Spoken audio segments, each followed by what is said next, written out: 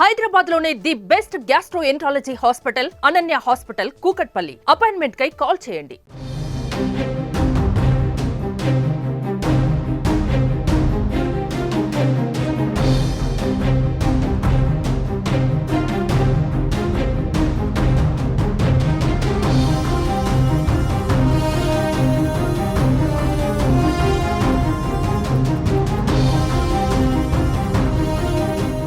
తెలంగాణలో రేషన్ కార్డులకు సంబంధించి మరో కీలక అప్డేట్ వచ్చింది.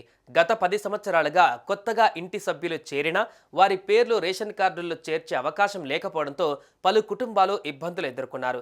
అయితే ఈ సమస్యను పరిష్కరించేందుకు పౌర సరఫరాల శాఖ ప్రత్యేక సాఫ్ట్వేర్ను ఉపయోగించి లబ్ధిదారులను గుర్తించే పనిని ప్రారంభించింది.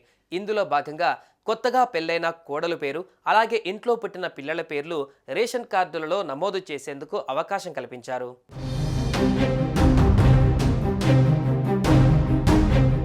కొన్ని కుటుంబాలలో రేషన్ కార్డులలో తల్లిదండ్రుల పేర్లు ఉండి పిల్లల పేర్లు లేకపోవడంతో ఇన్నాళ్ళు వారికి రేషన్ సరుకులు పంపిణీ కాలేదు.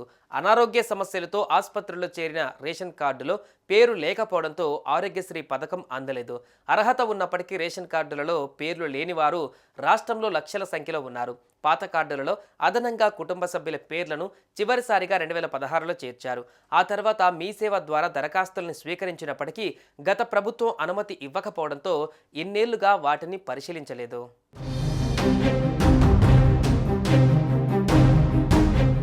మొత్తం 18 లక్షల మందికి పైగా కొత్త లబ్ధిదారులను రేషన్ కార్డుల్లో చేర్చాలని 12 లక్షలకు పైగా కుటుంబాల నుంచి అభ్యర్థనలు వచ్చాయి.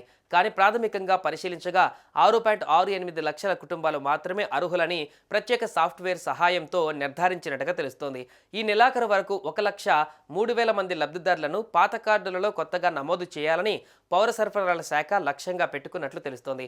ఆధార్ నెంబర్ ఆధారంగా మరెక్కడైనా వారు ఇప్పటికే రేషన్ కార్డులో నమోదై ఉన్నారా అన్న విషయాన్ని కూడా పౌర సరఫరాల శాఖ పరిశీలించింది.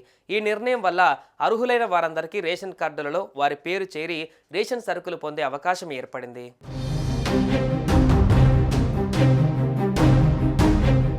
కుటుంబ సభ్యుల పేర్లు చేర్చాలని కాంగ్రెస్ ప్రభుత్వం తాజాగా నిర్ణయం తీసుకోవడంతో అర్హులకు ప్రయోజనం కలుగుతోంది. ఒక్కో కుటుంబంలో 2-3 పేర్లను చేర్చాలని దరఖాస్తులు అందాయి. అయితే కొత్తగా చేర్చిన లబ్ధిదారుల సంఖ్యను పరిశీలిస్తే ప్రస్తుతానికి సగటున ఒక్కొక్కరినే లబ్ధిదారుగా చేర్చినట్టుగా తెలుస్తోంది.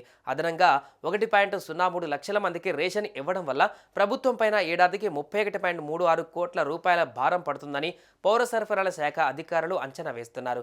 1.03 లక్షల మందికి ఒక్కొక్కరికి 6 కిలోల బియ్యం పంపిణీ చేస్తున్నారు. సుమన్ టీవీలో మీ పర్సనల్ అండ్ బిజినెస్ ప్రమోషన్స్ కోసం కింది నెంబర్కి కాంటాక్ట్ చేయండి.